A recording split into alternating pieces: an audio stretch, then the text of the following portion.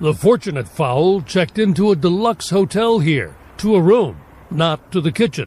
Pumpkin and Pecan, believe it or not, got first-class seats on an airplane called Turkey 1 to California.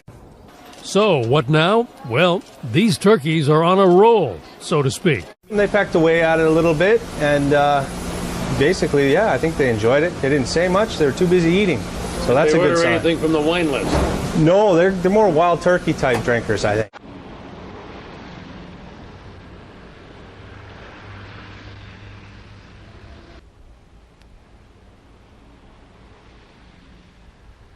Two new pilgrim cities have been built near Jeddah to accommodate them.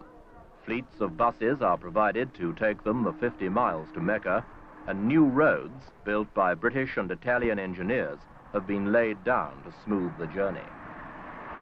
But above all, Saudi Arabia is the guardian of the Muslim religion. A century ago, making this dash across the desert meant risking attack from nomadic raiders who grew rich on loot they took from the caravans of the faithful. The descendants of the nomads still grow rich from the pilgrims, however, since an estimate for the revenue from the last Hajj is put at more than $120 million.